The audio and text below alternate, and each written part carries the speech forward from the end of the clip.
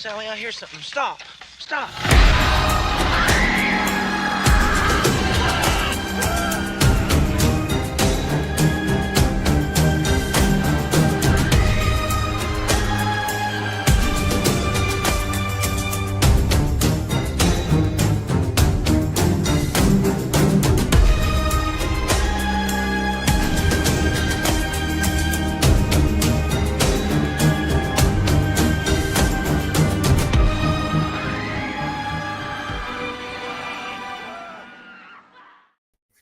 What up? What's happening, everybody? Welcome back. Blood Splatter Chatter. Verno with you here for the kickoff of the Blood Splatter Chatter portion of Horror Fest 2025. It's also week 6 of Road to Halloween, talking about the evolution of the slasher. And tonight, baby, we are on to what many would consider, some don't consider it, and I'm going to argue with those people, the first teen slasher ever made, the first American teen slasher for sure, and arguably, the first slasher, depending on how you define slasher. So let's get into it. Bring in the crew, my brothers from others, beginning with the missing link. My man, what up, dude? What's going on, fellas? Or Verno, and soon, fellas. We'll assume that there's a fella, another fella. I'm excited for this one, man. We were talking about it. This one, we mentioned it briefly, but rewatching this, I was just reminded of how iconic this movie is and how it's bled into so many other things over the years, and it's just crazy. I didn't realize I knew this movie was iconic. Clearly, rewatching this, it's definitely. I definitely agree with you. First modern teen slasher. I agree, right? And that's part of it, my man. Which we'll get into, obviously.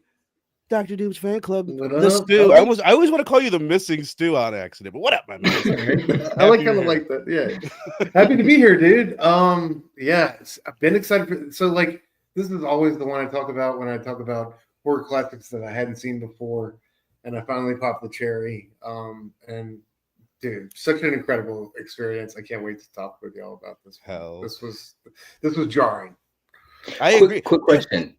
No, go ahead. Sorry. Stu, have you seen any of the remakes?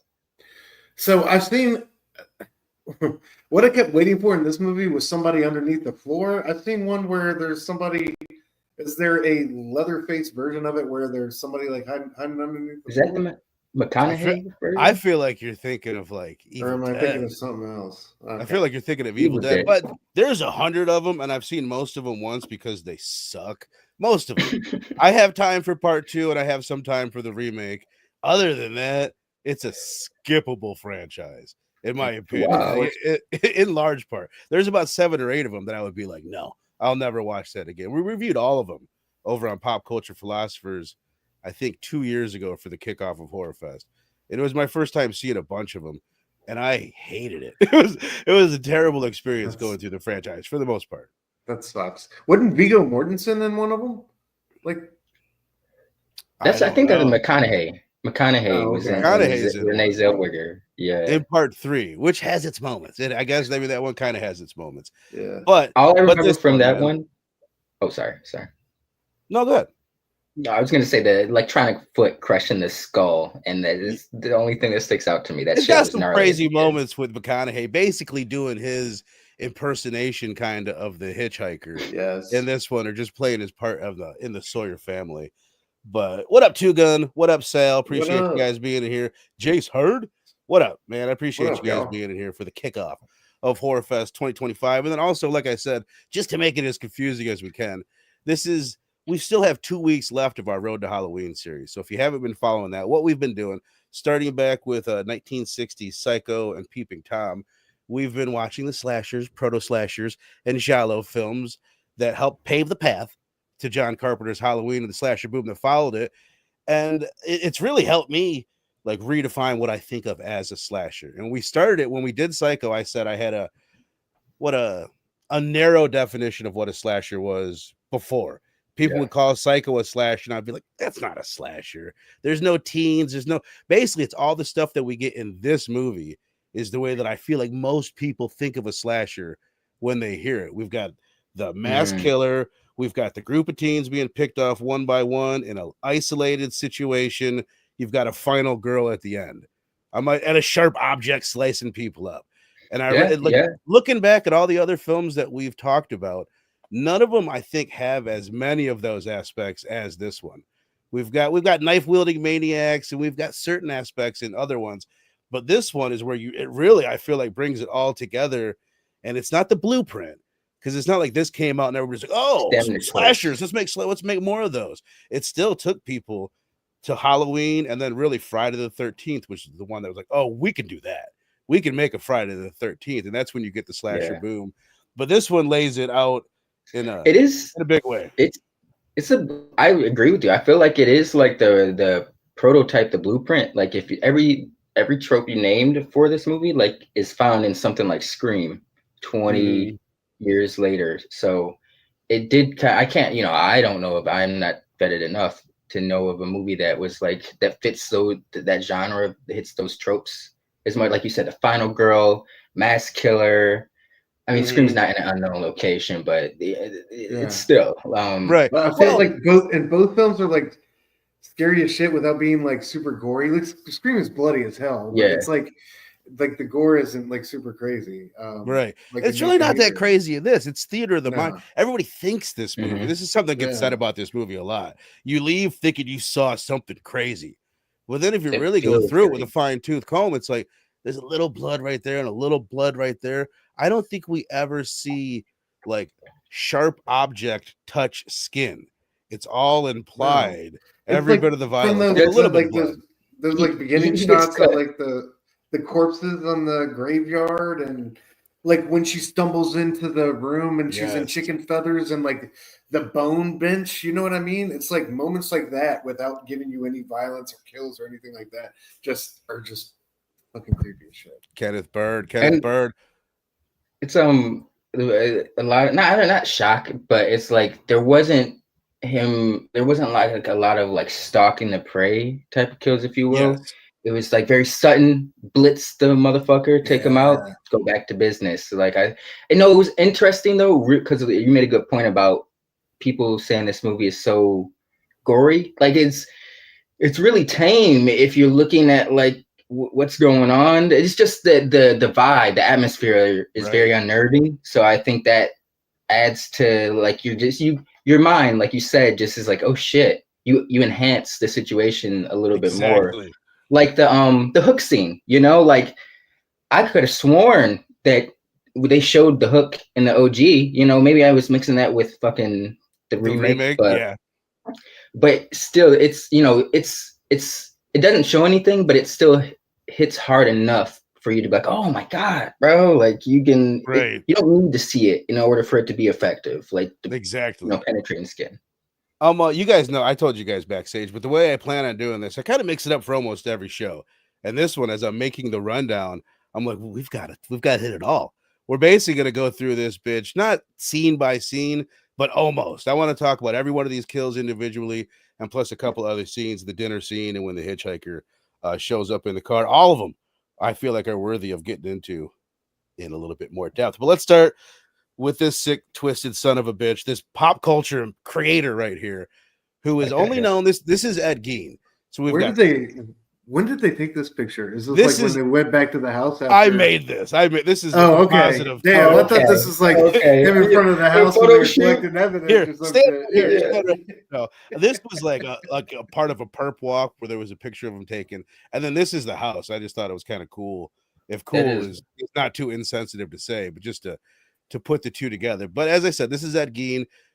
Norman Bates is based on him. We have obviously everyone in this movie is based on him. All the killers, at least. That's the way that Toby Hooper, who at the time that he made this, he didn't know the name Ed Gein. He just had family that was in Wisconsin, not too far away from where Ed Gein lived, that had told him stories about it. So he didn't even know like the dude by name, but he's like, oh my God, let's make a movie kind of about this guy. And he made like Leatherface, the hitchhiker, and the cook are all in his mind like different versions of Ed Gein, pretty much. Okay. But all he's like convicted of and known to do and admitted to do is 2 murders, and then the other, which is terrible enough. But then the other big thing is that he would, just like in the start of this movie, he was going into graveyards and he was like digging out bones and stuff like that and making lampshades out of it and pillow cushions and shit like that. But oh, where was I going with that? Oh, I had somewhere I wanted to go. The inspiration. Oh, yeah. No, the other big thing, like if you look back at his childhood, that's where so much of the stuff in Psycho comes from. Is like what came out like in courts and like interviews with him afterwards was this relationship with his mother, this overbearing, overly religious mother, and he had this obsession with her where he would want to like recreate her and dress up as her, and like his house was in complete squalor, just like the Sawyer family's house in this, but the mother's room was pristine. So he went in there and he kept that all nice. I don't think he had her body or anything like that, but it's just interesting kind of looking into it. Super sick and twisted looking into it, but he's a big part of what got the country into true crime and made it just like more of a popular genre, not genre. Yeah, I guess it's like genre in horror too, but yeah. Sure. Chase Hurd says, I remember this movie was one of the first horror movies and went into it thinking there was going to be a lot of gore, but I would suggest this as a first horror movie for other people. I don't know. I was thinking like if an alien was to come to Earth and be like, what is this horror genre you speak of? You show them this. Like, this is what a horror movie is. It's not, you're not going to fucking confuse it with anything else. Maybe a touch of dark comedy, but I think it's like the gnarliest horror movie of fucking almost all time, even though it doesn't show as much as some others do. SoCal Dan, you old son of a bitch. Yeah, there's definitely some dark comedies, especially literally throughout, but at the beginning there, there's a lot of comedic moments. The dinner scene makes me laugh. The cook makes me laugh almost everything he does. Real quick, I want to let you fellas know, let you people know that are in here. We're giving away some masks, man. We will definitely be giving away one when we do Halloween in a couple weeks from now. Is it weird to give away a Jason mask when we do Halloween? Maybe a little bit, but I don't make Jason masks. I do make these. So we'll be playing some trivia.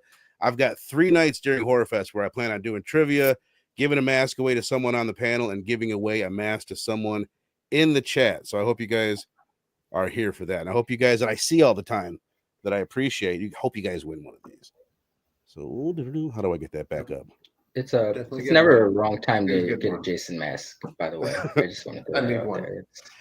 Yeah, well, you guys are going to have 3 chances through Horror Fest. I know. I always get rocked in trivia, though, man. I think you need to introduce like lifelines and shit like that, and like phone a friend. I agree with. All right, I agree with Blake. We'll work on it. We will tweak it to kind of have it on a curve, so you guys have a better. There we go.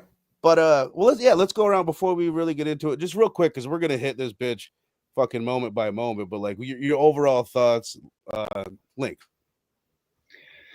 Man, I had not seen this one in a while, but it's a classic. It's a in out. It's effective, like you said. There's no confusing what this movie is. Like it's not like it leads straight into it, but like it's an hour 20. It's already breezy, but I was surprised because I rewatched this twice today. But I was surprised by how quickly the second rewatch went for me. Same. I feel like the pacing is. Did you? Yeah, the pacing very smooth. I used to like stand by the remake, the 2003. We'll get to that, but this one definitely had me reflecting on both movies and where they stand in my pantheon of horror movies. But yeah, this one's a classic. It stands the test of time. It is the prototype, the blueprint for a lot of like staples we know of today.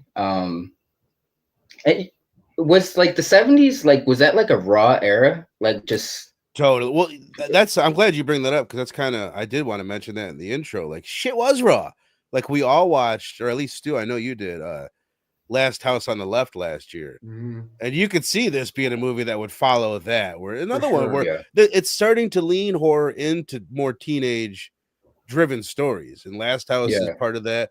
There's a movie called it's not nearly as gnarly as this, but a movie called Let's Scare Jessica to Death, which is kind of a vampire movie, but that's a bunch of hippies going to this house. It's not a slasher, but it's like there's certain movies that were gearing more towards this. But yeah, it was a pretty raw era. And then just politically, You know what I mean? They were just coming off this era of assassinations, just had Watergate. There was all this lack of trust with the government. You've got Vietnam going on with the images, people seeing war on TV for the first time. So it was, in a lot of ways, just like what we experienced after 9/11 with like an awakening, kind of like viewing the world differently. This was another era of like people starting to look at the government, look at their country, and look at like our place in the world differently and not so positively.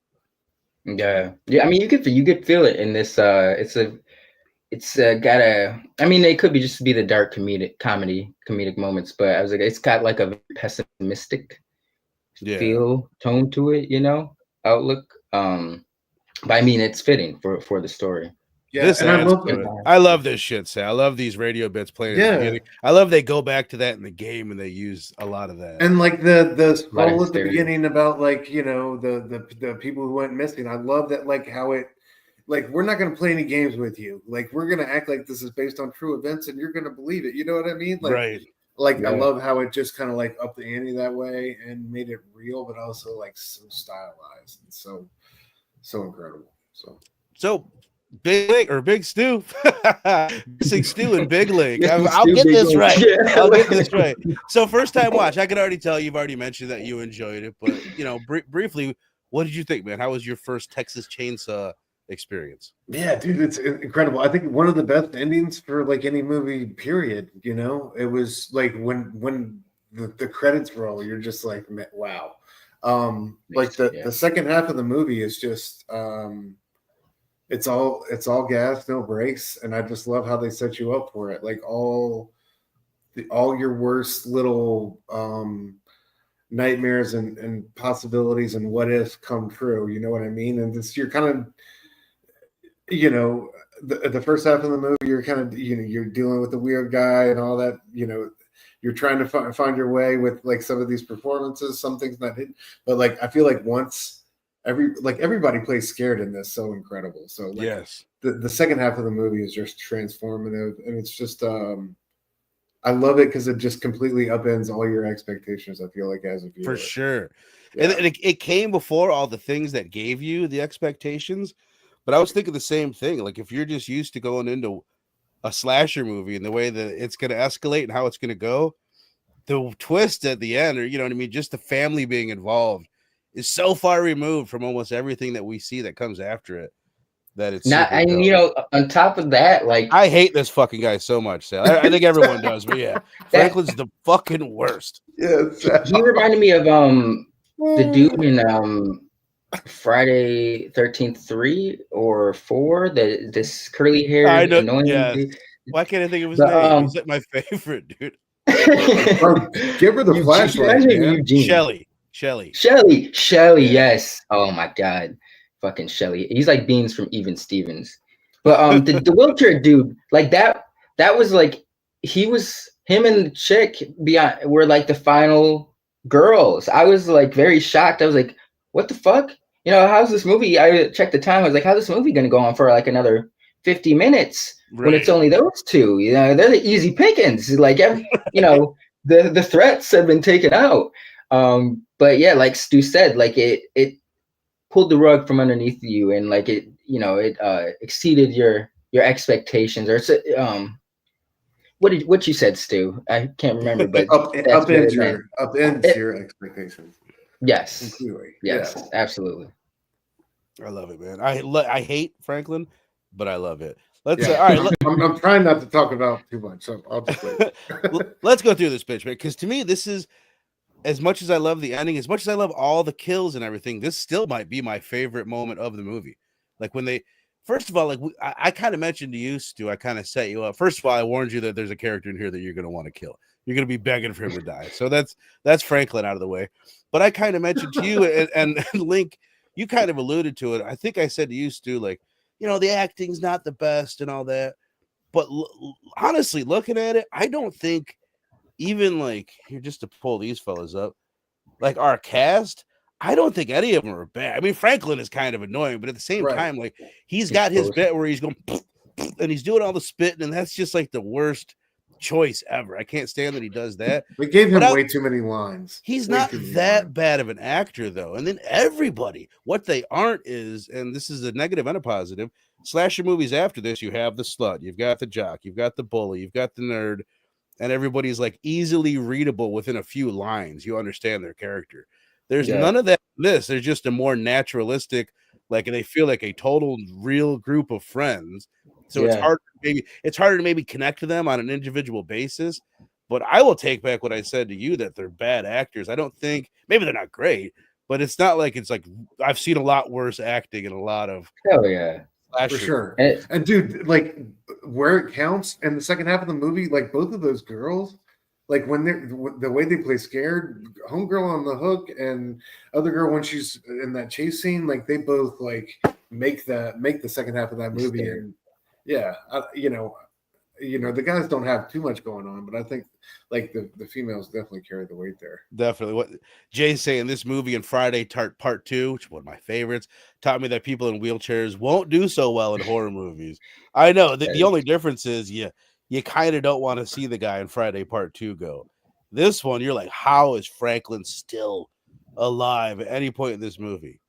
When he got, to be honest though, when he finally got his, I was like, damn, man. Like, I wasn't happy to see him go. I was like, that's kind of fucked up. Like, like Leatherface had to do extra shit for him, right? Everyone else, he had to like clonk in the head, very quick shit, lift him. But him, he was like, no.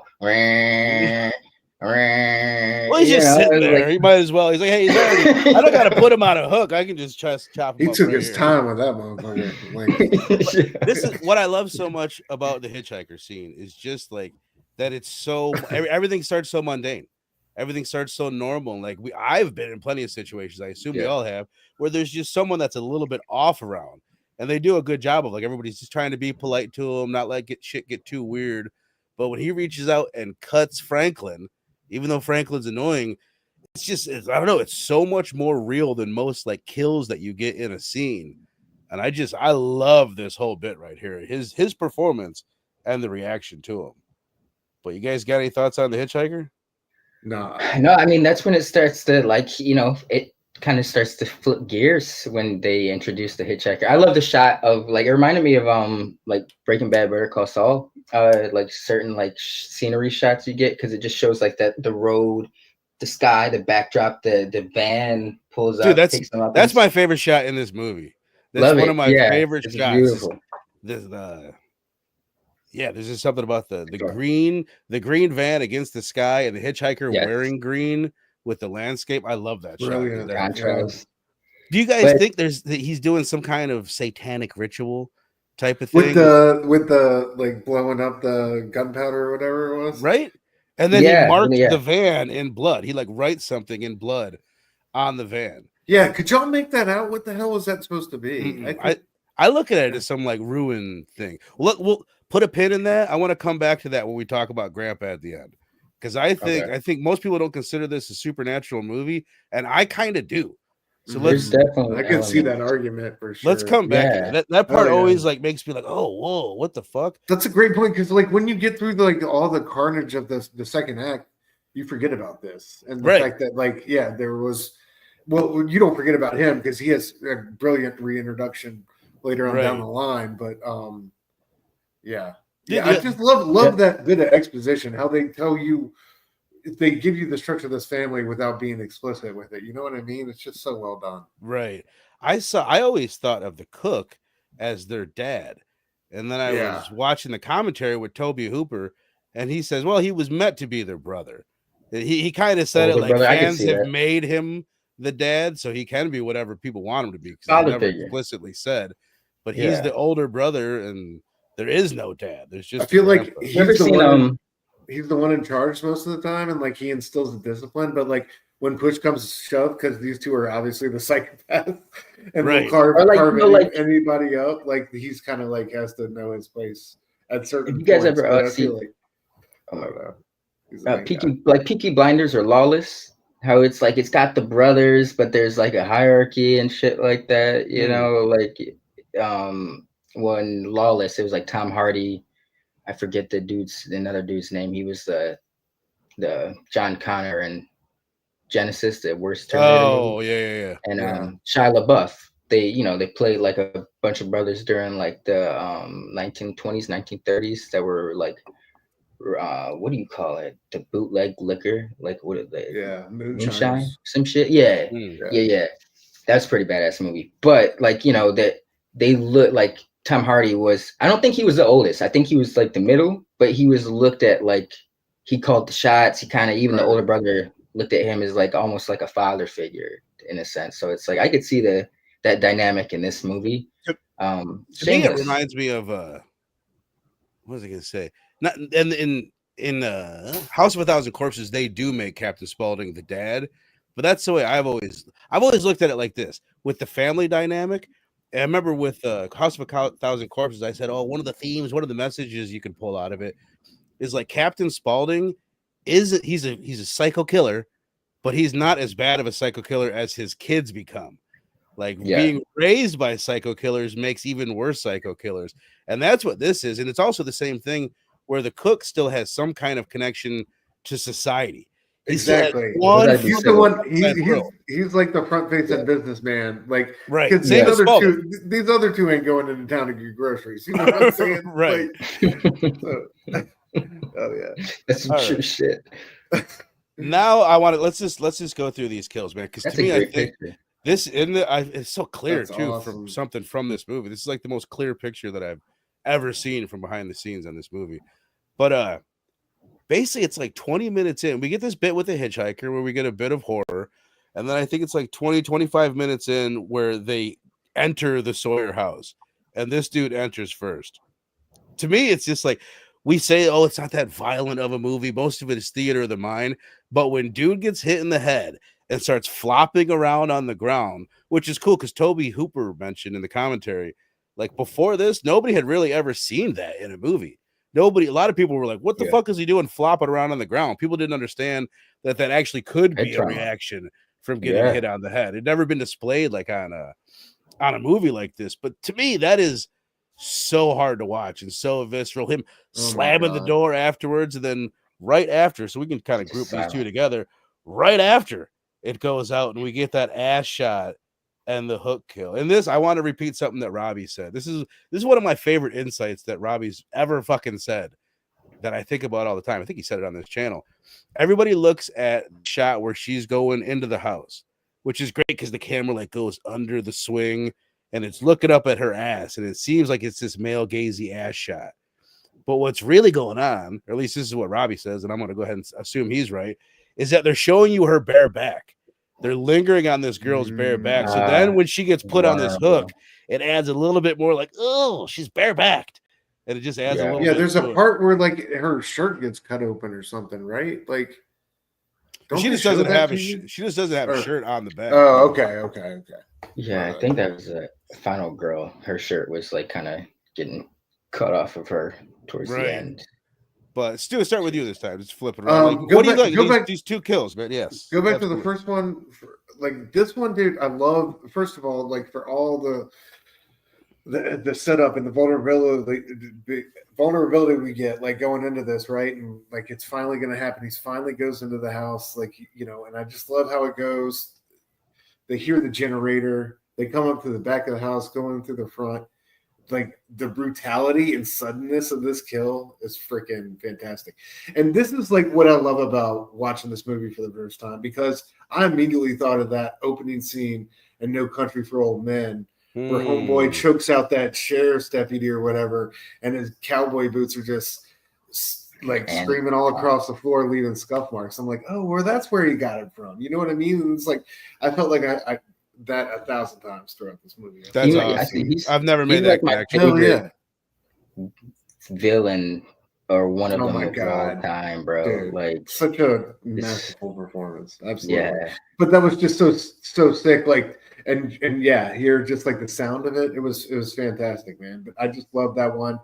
And then just right after him, the girl like going in there, like I said earlier, like falling into the chicken scene, like with the feathers everywhere, and just started screaming, running out of there, like, and the way he grabbed her, and brought her back in Love it. was, oh man, the way he carries her too. That's something that kind of like you don't ever see that I can think of. You certainly never see Michael Myers like pick someone up and like drag them away, or Jason doesn't do that.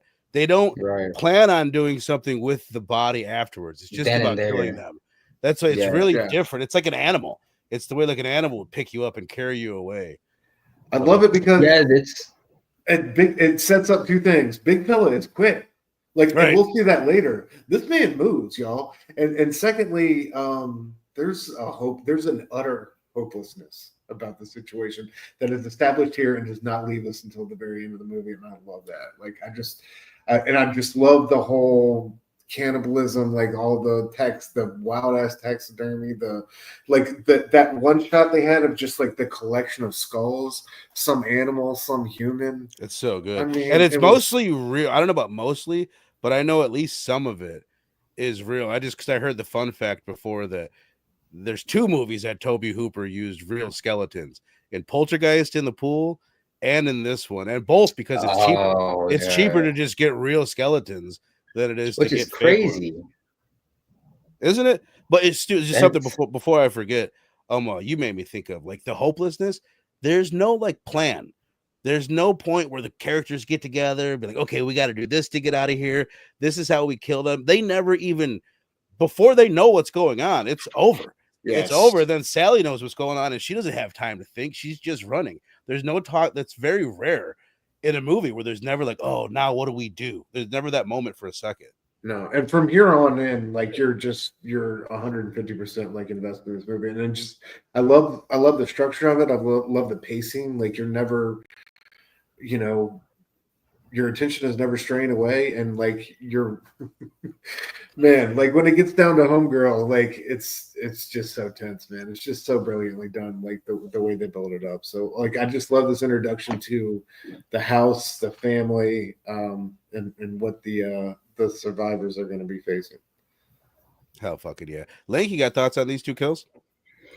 Yeah, I real quick, I want to say I almost beg the question though. Like I feel like this interpretation of like them not having a final plan, like I think that's like a movie thing. Like, most real situations, realistically, if some shit like this happens, people are going to be fight or flight. There's not going to be, all right, we're going to find the sheriff, run the town. No, it's going to be like, I just got to get the hell away from this, as far away as I can. We get some holy water. We got to make it to a church.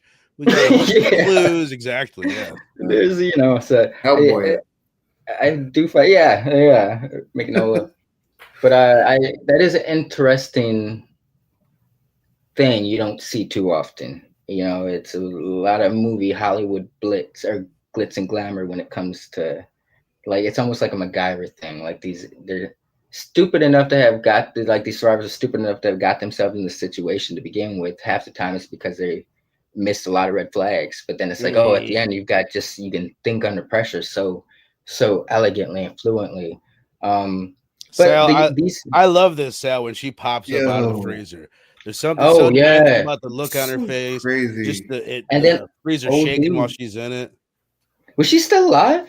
Dude, here's what's weird about it. Like what's going on with that? It doesn't make any sense because the freezer is shaking, then he opens it up and she's completely out. So it's like she woke up and she was shaking and then she passed right back out until he opens it again. Leatherface just comes in, pushes her in and closes the door, which I love too. But I do love the first kill. They just like you stated earlier, it's just so fucking brutal and quick, and then slams the door shut. There's like a lingering of the door and the silence that just kind of lets you sit. Bro. And when they cut to her, the force what he does that with, it's like little fun fact. He was supposed to, I guess, like after he hit the body and it shakes, he was supposed to drag the body out off camera and close the door, but he just picked the body up and threw him headfirst into the wall behind him and slammed the door. So the guy was like almost concussed afterwards. There's a lot of that on this movie. When he really, we're jumping ahead, but when you see her finger get cut, which is, Link, I think you were going to say this earlier, the only time we see blade to body and actually penetration, that's real. they couldn't get the gag to work, and they kept trying over and over to get the fake blood to work. And without her permission, Gunnar Hansen, who played Leatherface, just reached over and cut her fucking finger right there on screen. And it's a great shot too. Well, You see Grandpa's face in the background. Yo, go back to the first picture real quick. Mm-hmm. This one? Yeah. That must have been after he threw him into the fucking wall. Yes. You know, and he was like, I apologize, man. You know, that's probably real blood, which is fucked up. This is probably from the way Gunnar Hansen tells the story, this is probably the first time that they ever talked. Because all of the cast was kind of doing why can't I think of the fucking word for it? Method. Yeah, they were all doing method, especially Franklin. So everybody hated the actor that played Franklin because he was walking around whining and being a little bitch on set the entire time. Dude. So yeah, like that, like when especially like the curly and was hair it just guy, me, or did he not feel crippled at all? Like I felt like, just get up, motherfucker. I know you like I just felt like that way the whole time. This guy right here, it was legit the first time that he'd ever seen Leatherface in costume. Is when he turns around and reacts to him for the first time. That's a great it seems fitting because it seemed like he was like, oh my fucking God, you know, like that's a vibe I got from that reaction. Totally. I almost expected him to like turn around and in the modern movie it would have been like him turning around and running face first into some shit and knocking himself out, you know. Totally. I love that shit though, like how actors do that, like when they know they're gonna be in a scene together, or like a guy has a role and like how they won't interact on set, like they'll intentionally keep their distance and keep that energy. Yeah, dude, I love that. That's what it's all about. Plus, it might have been partially. This is another like well-known fun fact about it, but they fucked up, I guess, and there was only one outfit for Leatherface, so they couldn't change it, they couldn't wash it, they couldn't risk messing it up. So for 4 weeks, 12 hours a day in the 100-degree Texas sun, he wore the same outfit the entire time. To be very cautious. That seems appropriate, honestly. Yeah, it does seem like the conditions around the shoot are like legendary for just being like terrible. They just went through. Is there any behind the scenes stuff about the movie shoot? I mean, there's a bunch of documentaries. This 4K has a great, fantastic documentary on it. It's got another really good interview with William Friedkin, who directed Exorcist, and Toby Hooper doing like a live thing. Friedkin, who did the Exorcist a year before, he saw this and was like, that's a filmmaker. So he went out and saw Toby Hooper out, like tried to help him out. Steven Spielberg did kind of the same thing, where he's like, I believe in you. You're like a real director, because a lot of people were like, that guy's insane. He's a madman, like kind of looking past the filmmaker aspect of it and thinking like he's out there butchering teens and fields and shit. Pioneering something new. Yo, real quick, I did want to say that I earlier when I was talking about Oh Girl and getting the meat hook to the back, I was like, it didn't really show anything, but it was still effective. And that's probably to what ode to what Robbie said, to the fact that, you know, when they linger on her back and shit, I didn't really peep that until you said it. But that is probably why it felt so effective, because there's maybe subconsciously it's like the shot set up so you're like seeing the bare back. So when the hook thing happens, it's like, oh my God, because you were just staring at her back for a number of seconds, you know. It's there's some mythology and there's a method in that. Find interesting, but yeah. My other favorite part of this scene is, and I always forget about this until it happens, when Leatherface starts cutting up her boyfriend right in front of her. That's so gnarly. And the fact, like, in these days, they wouldn't even have like a real chainsaw. It would just be when you would just like, you know, think it was on. That you can tell it's real. And then I guess in real life, Gunnar Hansen, Leatherface, told the actor, I've got you. If you don't move, you're perfectly fine. But if you move, you're gonna die. So he said he went like 3 inches from his head with wood chips flying around and shit. Oh, also another thought. Every haunted hayride or haunted forest where you're on the hayride, you're going down the path, you know, creepy things are coming out of the forest and scaring you, and then all of a sudden a dude with a chainsaw goes running in. All those spots owe this movie royalties. Like for sure. Like especially that chase scene. Like I was like, that's the money shot. Which, dude, I remember my first experience at Camp Tuckabatchee always when I was a kid. It scared the shit out of me. It never fails. It's such a like crazy I could sound. go right now and I would be fucking moving my ass down it's part of the reason why I was so excited. Texas Chainsaw Massacre game. It was cool when it came out. Don't get me wrong, it was cool. But I loved the Jason game. And then I remember when I heard that Texas Chainsaw is coming out, I'm like, Jason's scary in the game. Like Leatherface is going to be terrifying. Terrifying. And he is, but it wasn't quite as gnarly as I thought it was going to be. But I love all the killers in the movie, which we'll get to. We kind of already touched on this one. I love Franklin's death for the fact that there's a great jump scare. It's changed. I love the movie, that fact that like when we see the curly haired guy go down, it's sunset. You know what I mean? It starts, we're at noon. When he dies, the sun is setting. Now it's like this through the course of a day, kind of just like Halloween. And now we're into nighttime. Franklin gets cut up. You're like, fucking finally, unless you're Link and you feel bad for him for some reason, or you think Leatherface went a little bit too far. But we get that. Franklin's fucking gone. And he didn't just cut him up either, dog. Like he like sculpted that motherfucker. You know what I mean? Like, yeah, he's trying to do the cook's job. He's like, you know what I mean? He was getting the bone out, bro. Like it was that was beautiful. This scene, he said, on one of them, he said, this is where I want to touch on like the supernatural aspect of it. When we first see, because the way it works, like Sally runs into the house, she doesn't know that it's any of these people's houses. She doesn't know that this is where Leatherface. Oh no, she does. Never mind. She runs back to the house. She goes up and she sees Grandpa upstairs. I remember the first time I saw Grandpa, I'm just like, oh, it's a dead body. I just assume that's definitely a dead body. She comes back, and when they legit cut her finger and then put it into Grandpa's mouth, to me, I watched this movie twice this week, but even the second time, I'm sitting there with like this cringy, like, oh, like I hate the idea of a bloody finger in that nasty old man's mouth. And they went hard on the sound effects with the sucking. Oh my god! He starts doing OD with it. He's got this childish, like fucking, like ooh, like he's in ecstasy. But to me, the way I look at it, man, that dude, he's like a corpse. Either he should not be alive. They don't have the technology in this fucking farmhouse to keep this guy alive. But the blood like rejuvenates him. We saw the hex put on earlier by the hitchhiker. He's burning the photo. He's putting the blood ruin on the van. I have just taken it that this is kind of a supernatural movie, and these guys are like fucking voodoo witch doctors or some shit.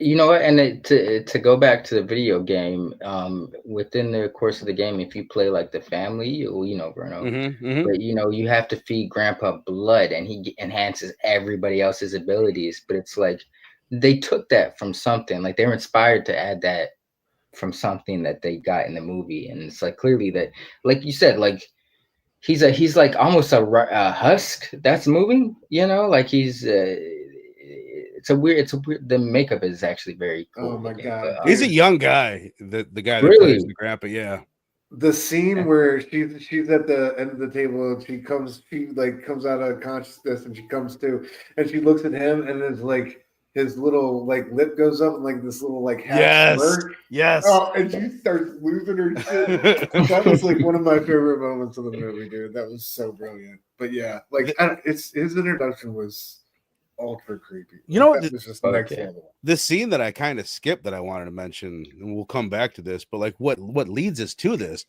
I remember I mentioned this when we did Rob Zombie's Halloween 2, but I feel like that scene at the beginning of that turns out to be a dream sequence where she's running from Michael, then she ends up in the guard shack, and the guard's like, just wait here, honey, wait here, I'll go get the truck. I'll go get the truck, you'll be fine. That's straight out of this. That's the scene where she shows up with the cook, and that to me, like the dark humor aspects of it, like you could kind of find the hitchhiker funny earlier, but if you don't at least giggle a little bit when the cook is sitting there poking her, now don't worry, honey, he'll be just fine.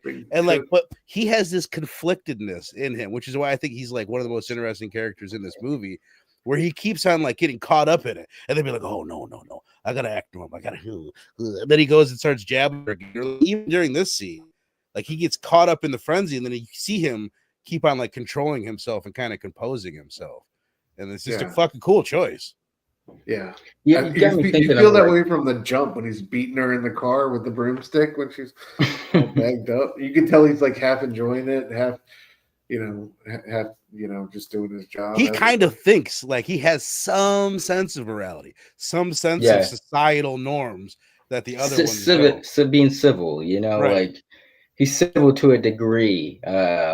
Whereas like Leatherface and the Hitchhiker are they're unhinged.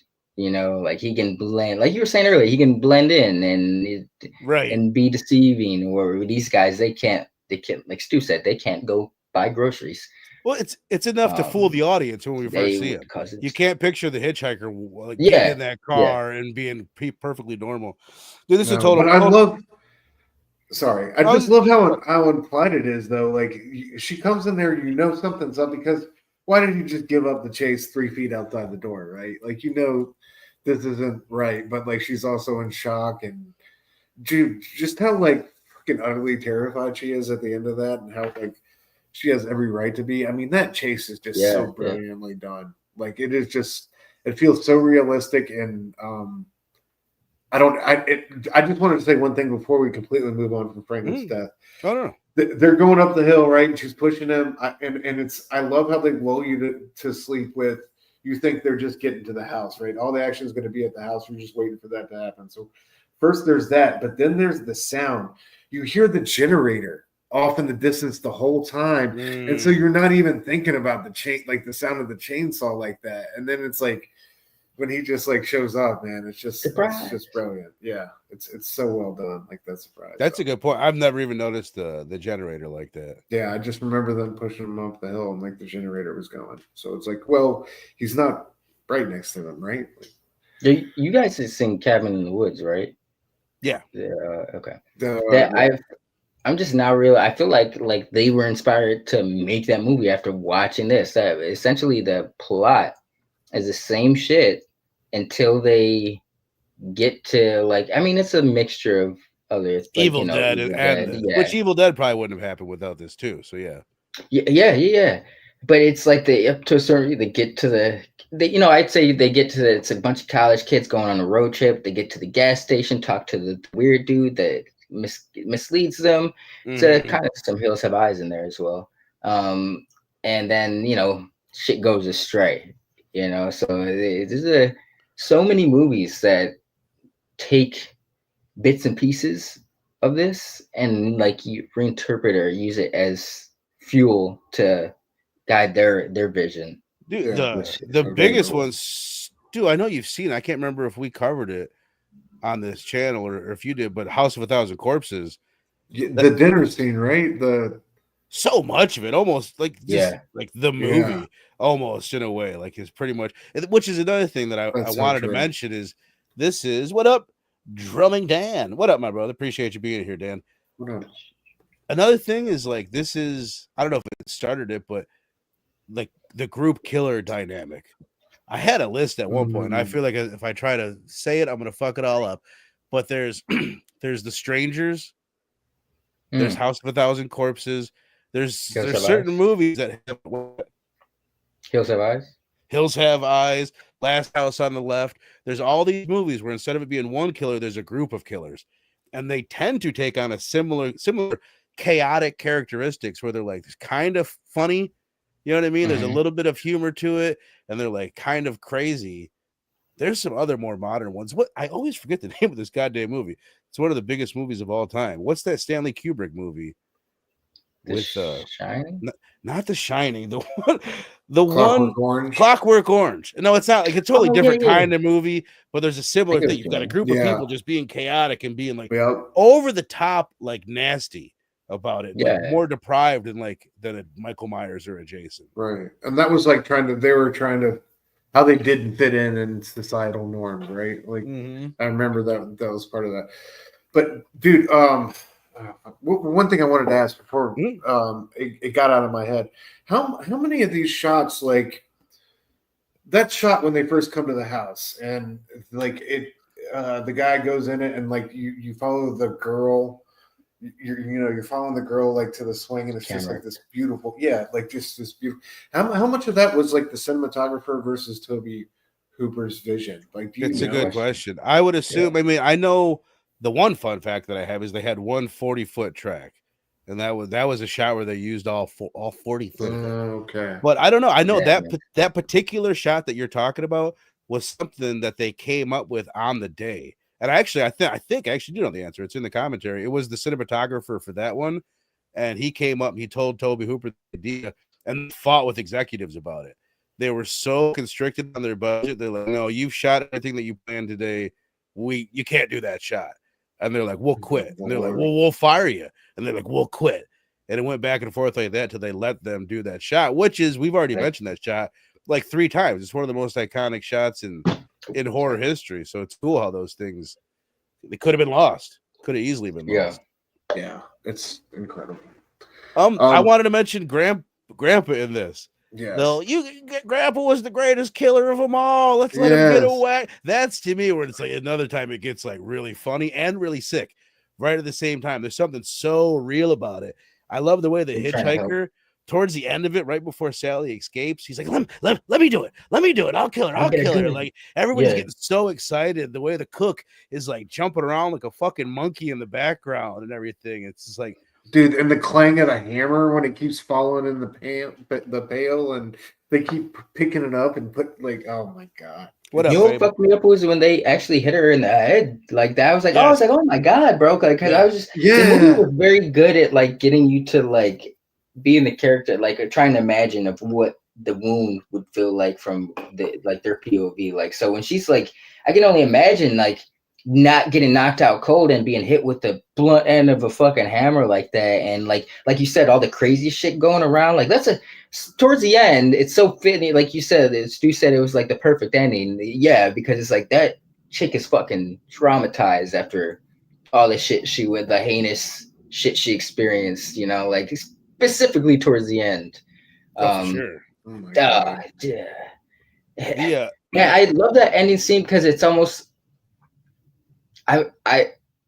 The grandpa, like I know he's alive, but it's like I think the actor, it makes it just props to the actor. Like I think they do a good job at like toying with the audience perception. Is like, is this just them pretending that grandpa's alive and trying to really just, and then, you know, maybe because she's so hysterical that she's kind of like, it's like some, I don't know, I guess lack of a better term, Stockholm syndrome, where she's believing what they believe because shit's so, you know, everything's upside down to her at the time.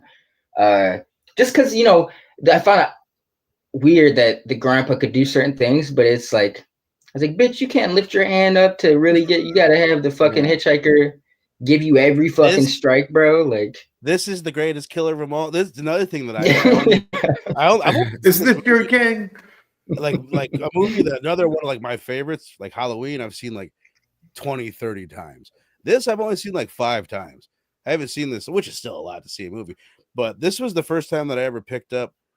Like, I don't even know if Grandpa was ever even a real killer because they say, there's a line in this that I had never noticed. Like he would do 60 in 5 minutes, and he's like, he would have done more if they could have done they were talking about another No Country for Old Men reference, right? They were talking about killing cattle on the slaughter floor. Yeah. Oh fuck yeah! With the gun, with the air gun that shoots a little. Did he even kill anybody, or were they inflating his violence at the slaughterhouse with killing? You know what I mean? Are they just crossed up that way? But no, I think that's completely like on point, bro. I think that's, you know, he worked at the slaughterhouse. He was probably horribly abusive and all sorts of awful, and they turned into psychos, and like this is their way of inflated making dad come full circle. Now he's going to strike that killing blow on old girl. You know what he used to do back in the day. Yeah, exactly. It's kind of full circle as to why the fucking hitchhiker was so fucking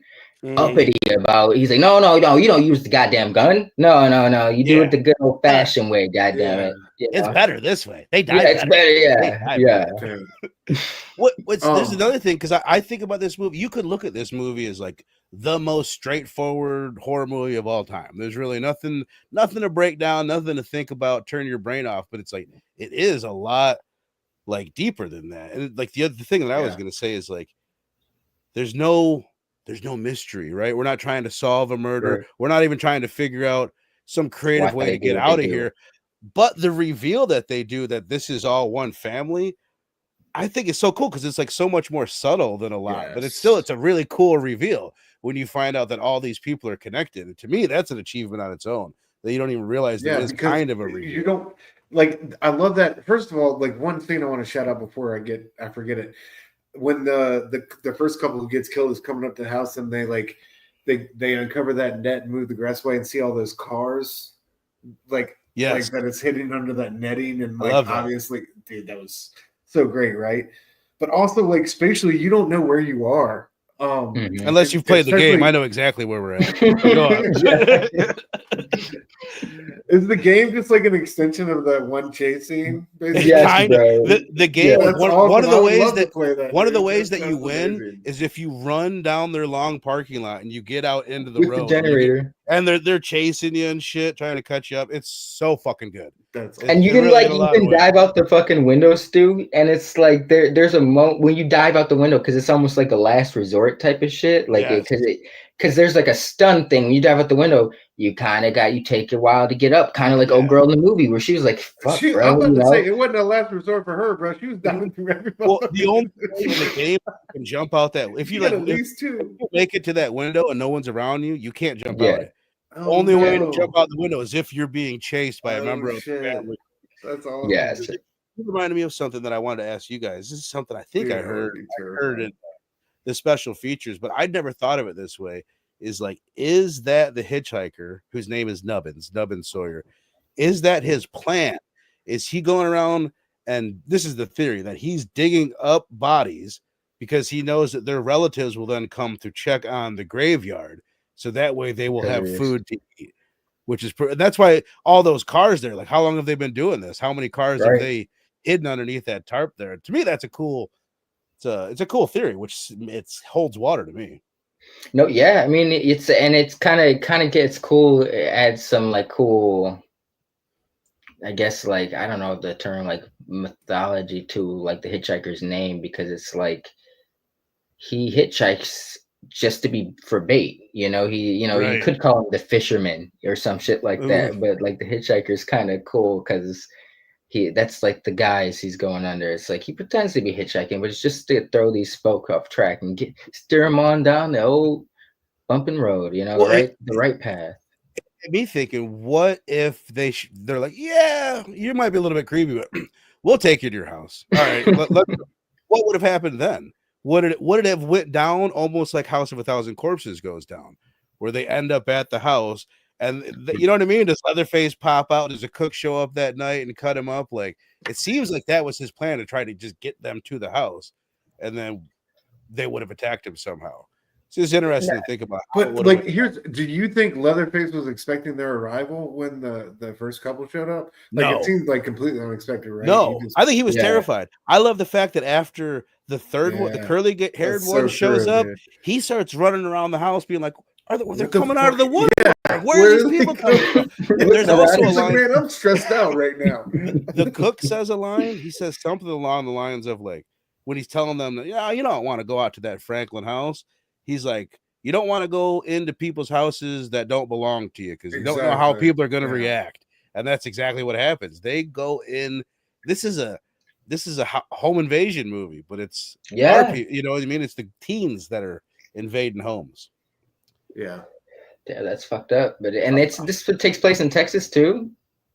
It makes even more sense that which is another big part of it. That's something that they talk a lot about on the special features, just like the idea of Texas, especially then when the world was bigger and just like no cell phones. It really is scary. Isolation, and the generator is so huge in that way. And I love the big like gas tank that they have positioned on top of it. Like, this is how they get the power for the house. They're completely off the grid. And I also love by the time they get to the front of the house, you can barely hear that thing. It's like, man, nobody is going to hear a goddamn thing. You know, it's like a type of movie that's kind of like, as the years go on, it's kind of like, I don't want to say become obsolete, but it's like shit like The Hitchhiker, Hills Have Eyes, this, like the whole idea of you going into a road trip or adventure into an unknown location and being detached from the unknown. Like nowadays, there's so many excuses with technology as to why you're not attached in some sort of way or can't get to email or phone, or it's just like that whole isolation aspect is like becoming. It can be done. I It's feel like harder there's a to lot do. more thought. Yeah, That's why yeah, you got to do some cheesy thing to get rid of the cell phones, which whatever. I mean, I'm for it. Do what you got yeah, to do. yeah. But I'll repeat what I hear Robbie say all the time.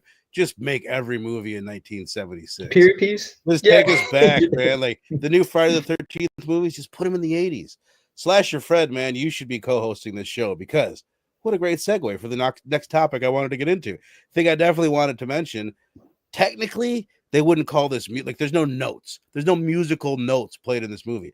It's all, and I guess this is one of the first movies of its kind Like where it's sound design. And yeah. Toby Hooper with somebody For else sure. is credited for making this sound design. And it's so fucking effective and such a part of the movie. Like we talked, the way that the movie opens, meow, and just those Yeah. flashes of like decrepit bones and decrepit faces The and face, shit yeah. is such a cool way to start the movie when you know that we're not really going to get any kills for like 25 minutes into this thing, but the soundscapes and the sound design, fucking huge. Absolutely. Sets the tone.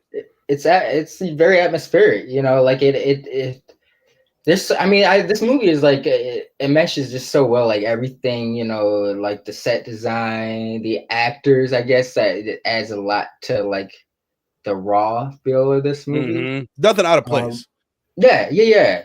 But yeah, no, there's not many movies that can really pull off that whole, like, not ambient, but just like very minimal. You know, very minimal score, and like you said, just sound design. There's no instruments. It's just sounds, but it's effective sounds. You It's know, so like, innovative for the time yeah. because you get a fair amount of that in horror movies after this, or at least chunks of the movie where it's not music or whatever. The one bit of music that I can think of where there's actually like a soundtrack playing and is in the car during the whole hitchhiker scene in the van. There's this Yeah. rockabilly, jammy, kind of folky, kind of hippie music playing in the background the whole time. Slasher Fred says, speaking of sound effects, score the sci-fi classic Forbidden Planet also uses sound effects score. I can't think if I know Forbidden Planet. I've definitely fucking heard of it. Same. A couple more about the comic book shop. We've touched on this in other ones. We could talk about like themes now before we wrap this bad boy up. You guys in the chat, because we got a fair amount of you in here. If anyone, we want to do a fan's choice, we're kicking The Conjuring out. We're kicking The Conjuring out of our Horror Fest lineup. But anybody that has a spooky movie that you guys want to nominate, and we're gonna do like a voting thing in a couple weeks on it. So if you guys are in the chat and you want something that you want us to cover, that is, it's hard to explain. It doesn't have to be a ghost story, but something spooky in that way that's kind of like scary, like The Conjuring, as long as it's not The Shining or The Exorcist. And if you guys are, fuck, if you want to nominate 13, I will say I will fucking gladly do 13 Ghosts in November. so we don't have to do it during fucking Horror Fest. And there's nothing scary about it. Shout out to Link for bringing that one up, dude. It's a great movie. It really is fun, bro. It's a classic, bro. Just so you guys can see my and face. the way that Maximum Overdrive really was. Yeah. Oh yeah. See, certain ideas. I feel like Maximum Overdrive, if they were to redo that now under the right, you know that would be really cool. But fuck yeah, bro, Night of the Comet, that'd be a great remake. But 13 Ghosts, I think that would be great. It's like a Netflix series because it's like you could spend maybe 13 episodes maybe. But yeah, maybe 10, but have it like every episode focus on like the origin of like two ghosts and have it like flashbacks to like there's an idea there, you know, like that would be cool. Two Gun, this guy a deal. Great fucking option. You're on the right path, but we've done Poltergeist. Yeah. But that is a great one. Don't be out here recommending better movies than 13 Ghosts, y'all. I'm nominating Lake Mungo. That's going to be mine. So if you guys want to think of it, we don't want to do it all right now, but just keep it in mind. And you guys that are hanging out in the chat, think about it. And if you guys got a spooky movie, another one is The Entity. I almost made that a part of it. The Entity is a 1980s Ghost Story. You guys did it on DHS, and I missed that episode. It's one of the most viewed fucking DHS episodes of all time. A woman gets sexually assaulted by a ghost, and it's supposed to be really good. That would be one that I would be interested in doing. I think you did it. Okay, I think you did it. I know Robbie was there. It did really well. Tugan Pedro says Lake Mungo is good too. But let's come back to that. Is there anything else I wanted to mention? Let me go through my notes real quick. Dun-dun-dun. Just the trans thing. This is something we've talked about a fair amount in this series. Leatherface, we don't think of him like this, but this is part of America and part of the world just wrapping their head around the idea of a man that wants to dress like a woman or act like a woman or sees himself as a woman. It's tied into Ed Gein. It's tied in Norman Bates. Dress to Kill deals with this. Sleepaway Camp deals with it. It's just, we've talked about it a handful of times. I don't know how much more there is to say, but it's worth pointing out that this is another example of that, an uncomfortable example of how the trans issue was dealt with in horror movies of the past. Facts. Well, I mean, in Leatherface case, I mean, you could make an argument. It's like the cross-dressing elements are there because it seemed, I don't know, like at this point in the movie, we've not seen like a mother figure. Like we've got an older brother who is seen as a father figure, but it seems like to be a lack of like maternal nurturing going on, obviously within that family. But I think that's could have used it. I think it's a good point. They could have used it. It looks like. No, yeah, but I think that is like they're speaking. It's almost like kind of because it is a horror movie, but it's like you could see that there's like elements there, kind of like speaking on like a need for a mother, why a need for a mother is a necessity, like what the outcome of a child can be without like a mother's nurturing or love or something like that. You know, there's something there with that, but I don't know if it's mishandled. I wouldn't say it was necessarily mishandled, you know, because they're dysfunctional, you know. It's not like they're glorifying I thought it was brilliantly presented, like the way, like the first, your introduction to Leatherface is horrific, right? All these kills, and then when you see the cook kind of and him interact for the first time, you start to hear him whimper. It's so pathetic, and it's like it's like primal, right? And you're just like, what is going on here? Well, it makes it humanizes him, right? And it's a brilliant way to frame their dynamic and like what is going on. It says so much about what he's been through, dude. You know what it makes me think of? Tutti fucking fruity. That line in Devil's Rejects, it humanizes the whole family.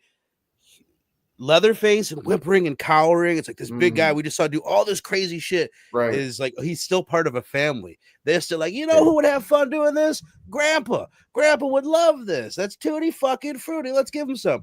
That's like that part of it that's like so weird and uncomfortable because you do feel the kinship with them. You almost feel bad for Leatherface when you see him getting beat with that stick because it makes you think, oh, he's probably been getting beat with that stick his entire life. Yeah, this is how he got that way. But I love the movie for not delving into it. Like it's cool when movies do. Like we just talked about Deep Red last week, and we're like, you know, there's these thematic things, but is it about that? They just touch on it, right? And like with this, there's a bunch of shit, and like it's cool. Not if you delve into stuff and dig too deep. Sometimes you can explain it away and like lose some of the mystery surrounding the themes. And this just like the more you watch it, the more you have to think about it. Because it's not talked about. It's not really there. I love it. It's observational. Like that scene on the road with him and the kid, like you almost got caught at the graveyard and he's kicking them all around. It's just like you're watching it down the road a little bit. You know what I mean? Mm-hmm. But it tells you so much about the relationship, and the same thing here. It's just like you're a fly on the wall, but it tells you everything you need to know about this family and like how things run between them. Do you Lake seems to have dipped off. Stu, do you think any themes? There's a lot of people that look at this as like, oh, this is a vegetarian movie. There's certain people that said like, I watched that movie and I don't know why, but I didn't want to eat meat again the rest of my life. And that's just a little bit with the meat packing plant, some of the shots that they show of the cows and shit like that. Then there's this other like cost of living situation. They're talking about automation. And I got to go back and shut these lights off. You know, the power is so expensive these days. like that's some stuff that I can pick out of it. Did you pick anything out, or you want to expand on anything I Man, just to me, said? it's just a love letter to the American people. Like the way that Peeping Tom and Psycho are kind of like, oh, these killers and these things are these freaks to be studied and put over here. This is like, we're here, we're among you, and you're never gonna know until it's too late. And it's That's just awesome. like put on this stylized platter in the best way. It's unforgiving, it's brutal. The way it leaves you, like, dude, you talk about homages. Like, one of my favorite things is like seeing the ending and finally understanding the blood splatter chatter intro. Like, oh man, that's why it's so epic with her on the pickup truck. Just like, oh fuck, like it's just. Which scene are you talking about from the intro?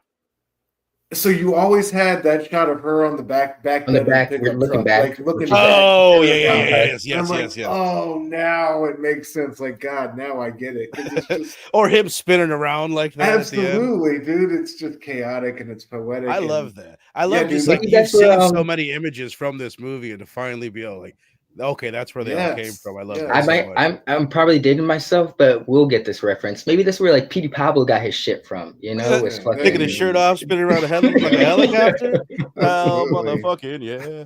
Thank you, Slasher Fred. Leatherface.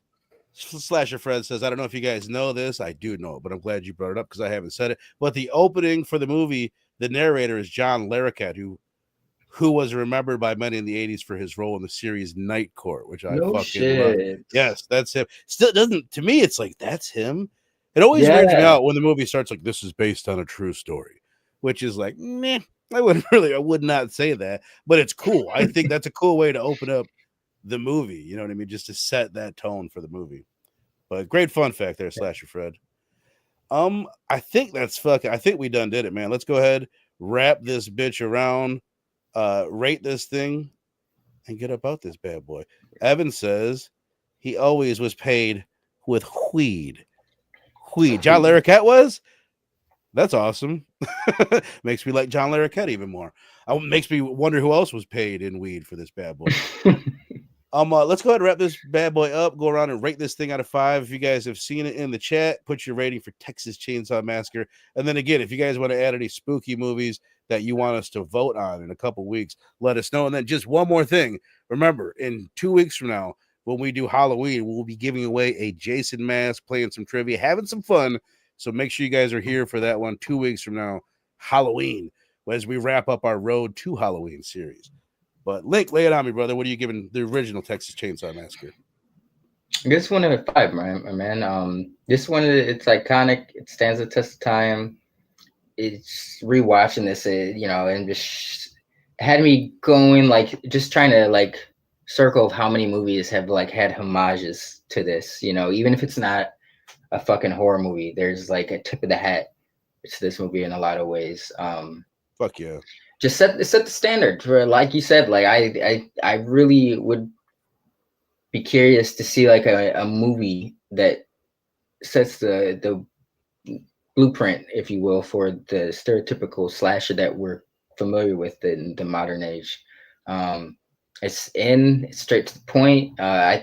It's got this that guerrilla filmmaking style. Like, you could tell this was just like a passion project. Like, you know, somebody really wanted to do this. It's not no studio glitz and glamour, just people getting it done. Right.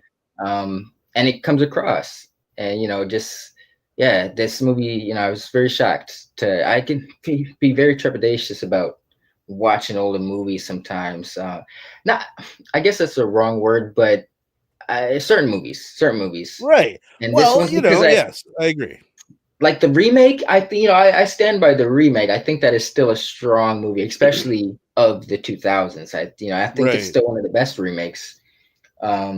I love that scene because I told you, I did tell you I wanted to touch on the remake before we get out of here. I'll just mention, as much as I love the hitchhiker scene, I love it. I love like the tone that it sets, and I still prefer it over what we get in the remake. But when that girl does what she does in the remake, and that scene and the way it's shot, where the camera comes out from the fucking through her head and out the window. I mean, to me, that's one of the gnarliest like gut punches of a scene ever. But it's still the movie after that, just kind of like basically the last half hour of this one, just Sally running around screaming her head off could be terrible. but it somehow works. It's When Jessica engaging. Biel is just running around in a tank top, it's just like, blah, blah, blah, blah, let's get this fucking movie. That's the way I feel about it these days. Like, It's I don't care, but I like a good chunk of that movie.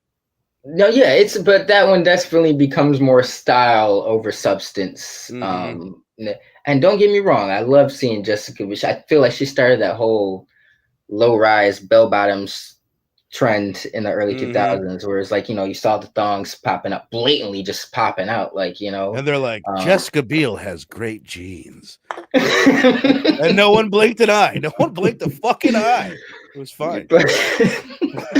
But no, yeah, this one it's iconic, it's classic. The Leatherface, it's almost like a Candyman thing where it's crazy that the legacy these characters have inspired, when it's like looking back on it, what they're known for, they don't really do too much, you know. That kind of comes along later, you know. But it's like there's a foundation there with Leatherface that, you know, clearly that is 7, 8, 9 movies later, there's something to build off of. So yeah, definitely a 5. Hell yeah, I love it, man. I love it even more because you just reminded me of just one other thing I wanted to mention. Like, it's not that easy to make a horror icon. If you look at, I think I've got it here. Pull this up real quick. Look at the movies that we've covered. Whoa, come on, bro. Work with me. The movies that we've covered for this series. Psycho, yes, we get an icon. Norman Bates, that's 1960. Peeping Tom, no, cool character, didn't become an icon. Blood and Black Lace, the look of the character went on, no icon. Dracula, Prince of Darkness, that doesn't count. Let's skip that one. Deep Red, no icon. I can't think of, and I'm sure they exist, I can't think of any real horror icons outside of Reagan in Exorcist, between like Norman Bates, Reagan in The Exorcist in 1973, and here with Leatherface. Correct me if I'm wrong. I probably am. No, yeah, Rosemary's Baby. Yeah, I mean, yeah, but not like in the lexicon where you can show any fucking 5-year-old a picture. They'd be like, "That's Rosemary." It's like, no, right. But with a lot of these people, in my opinion, don't get me wrong, they're not fucking household names or anything outside of Leatherface, but he created 4 horror icons. The Hitchhiker, total horror icon. The Cook, horror icon. Grandpa to a lesser degree, but still, like, to have that much iconography in one movie is fucking insane.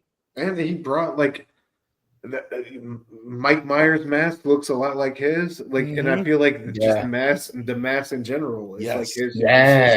Great point. Which is another thing. I'm glad you brought that up too, because I think I've heard people credit the Zodiac Killer for kind of putting that in the lexicon. We'd had mask killers before, like in Blood and Black Lace, but the real life Zodiac Killer, once the drawings came out of him, this guy wearing like a costume in a mask, like that put it into the lexicon and like made people afraid of mass killers.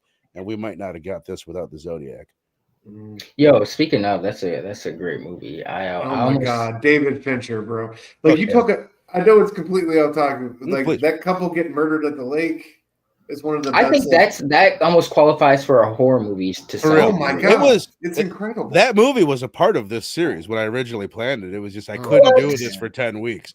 I couldn't do it. I had to squeeze it in during Horror Fest. You know what I mean? Yeah, I understand. Stu, before I send it to you, Slash your friends got more to say. One of the scariest scenes in the movie is when Sally runs away.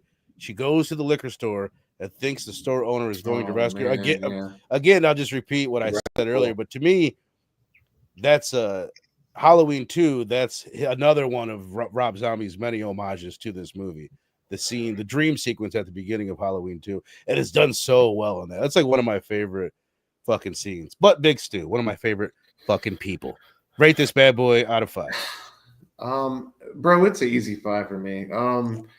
It was, it was such a wonderful experience. A movie I had, anticipated and looked forward to, and just didn't let me down in any way, shape, or form. It was such a gripping ride, start to finish, but particularly in the second half when things got rolling, the kills were everything I wanted. The cinematography was just stunning, dude. Like you said, like a couple of scenes, like the hitchhiker getting picked up, or them walking up to the house, but like, where not a whole lot is happening, but you're just so invested and locked in into the beauty that is unfolding before you. It's incredible. And you don't necessarily care whether you like these people live or die, but like the way that they're taken out is just is amazing. And it's like the way they're able to scare you, terrify you, and really rattle you without like making it brutal and all in your face. Is just profound. I think it's like a true achievement of filmmaking. It really is. I think movies that can do that, not lean, because so many, especially these days, man, so many people lean on the violence and the gore, and that's great. Like we love that, and that has its place. But to be able to set atmosphere and mood and tension like this, and to carry it, scene after scene, or just like the way they lit that chase scene for long sequences of it was just, and the way they let the shadows just do their thing, like a dark fairy tale, bro. Yeah, absolutely. Like there was times where it felt like you were watching some grindhouse, film students like film, and then it would like reminded you, it's like, oh no, this is like a beautiful fucking artistic vision. Hold on, shot. You know what I mean? It's exactly. Just like, it was stunning. What's crazy is just to speak on the artistry of this movie is like, so one of the scenes that really stood out to me earlier, you brought it up, Stu, actually, but it just the fact that I didn't mention it, but it stood out to me. You brought it up means there's something there. Like it was that scene where you said like it's like they're walking up to the house, but the camera does like that pan because it's on the tracker. And I was like, oh well, that when I saw that, I was like, oh, that seems like some professional shit. It was so guerrilla warfare style up to that point. that kind of like guerrilla filmmaking, but that threw me off, and it did not in a jarring way, but I was just very shocked. I was like, oh, there's some artistry here. It's not just like Stu said, it's not just wanting to show gore to show gore. It's got, I think, again, just stealing something I heard of the special features. It's like it's got a documentary feel, and kind of in your mind, you're almost like you almost think that it's shot like that. But it's got a documentary atmosphere where you feel like you're there. But then if you look at it, it's pristinely shot like a fucking art film in so many ways. It's just it's the juxtaposition, the contrast of those two things. Sal, giving it a 5 out of 5. Grandpa still being alive. Such a good plot. That's the moment for me. That's the moment that like takes me like, whoa, what kind of movie am I watching? This grandpa sucking on this woman's finger. Slasher Fred saying Andrew Robinson's character Scorpio in the original Dirty Harry was inspired by the Zodiac Killer. That's interesting. I have not seen that movie in fucking ages. But real quick, before I finish, please, I just want to say, like, with like the earlier films, I feel like you start to see like where we're at with like America and accepting these psychopathic traits and like the possibility of this existing in society.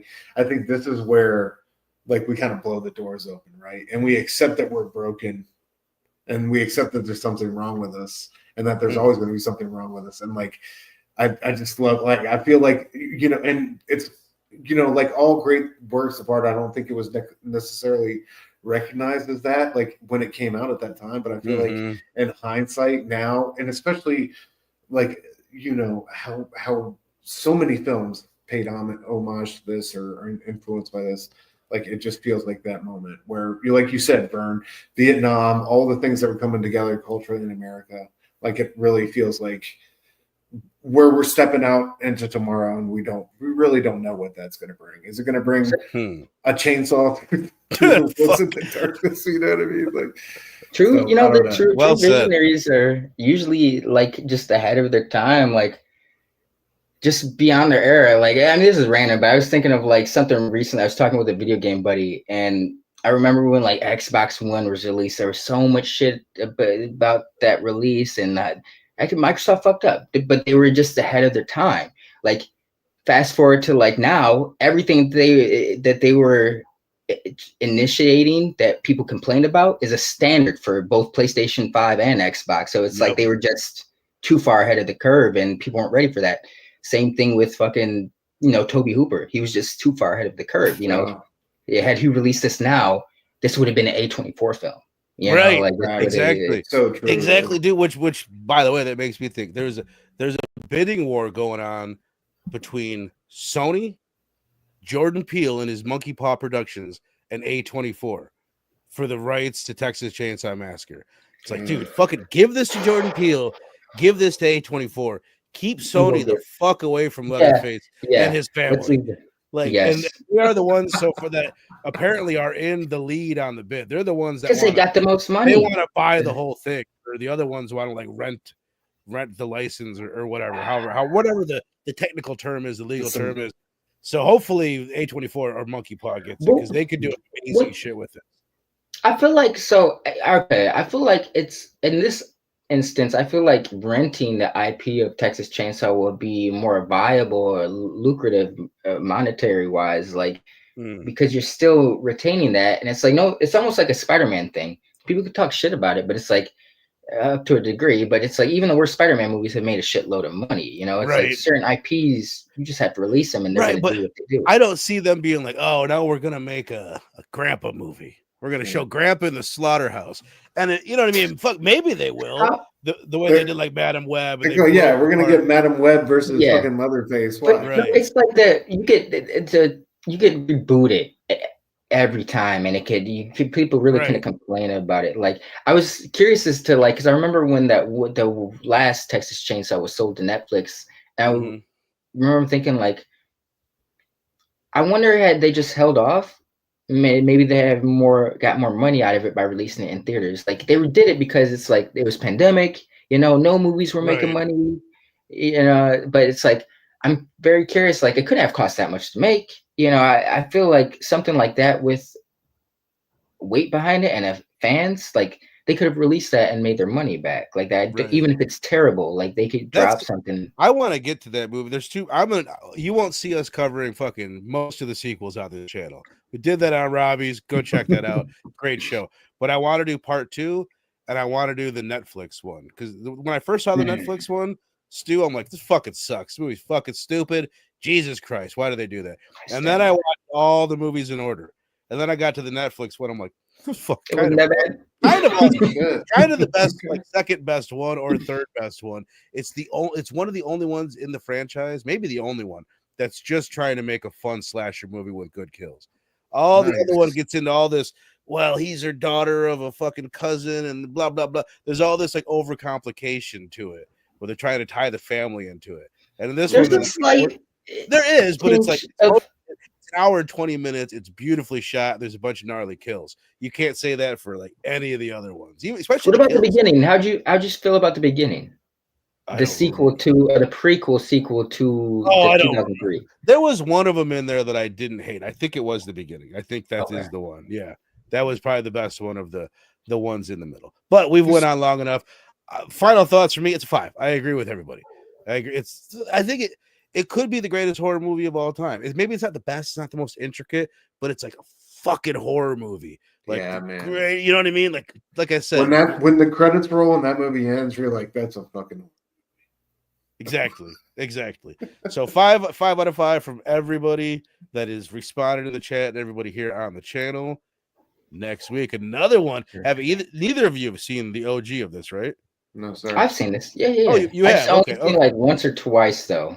I've seen I get it's supposed to be like a modern classic, right? Totally. I think it's great. I think it's I've said this before on the channel. There's a handful of movies that like specifically Robbie was like, fucking love this movie, one of the greatest movies. And I watched it and I was like, and still you never seem to have this problem that I have, where I'll watch a movie that's been hyped up, then I'm like, yeah, okay, like that was it, huh? And I was like, whatever. And then I watched it again, like with my wife. And I'll just repeat that, like at the end of the movie ends, and my wife's like, what a beautiful movie. And I was like, fuck yeah, right? Like, this is fucking amazing. It's such a good movie, and it's a slasher. This came out a few months after Texas Chainsaw Massacre. It's a Canadian film made by Bob Clark, who did a Christmas. That makes me love it even more. The fact that he's so fucking diverse, that he can do something so fucking iconic and lighthearted, like A Christmas Story. He probably made this first, but the fact that he was the turnaround, he makes something so fucking disturbing and dark like this. Man's tapped in. He's tapped in.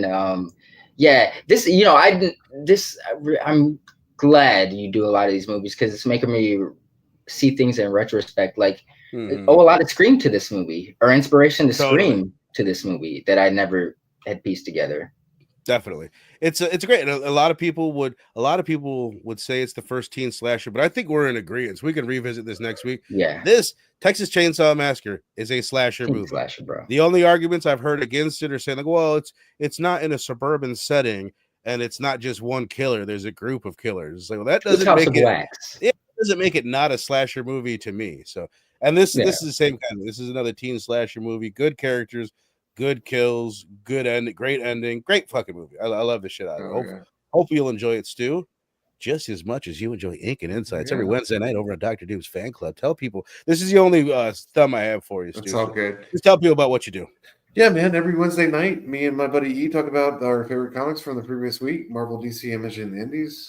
Wednesdays, 9:30 p.m. Eastern on the Dr. Doom's Fan Club channel, and I'm dropping videos talking about my favorite comic book issues from my personal collection with surrounded by short boxes. So keep an eye out for that every week. But yeah, always catch me here every Thursday night, man, 9 p.m. Eastern, with the homies talking classics. It's been.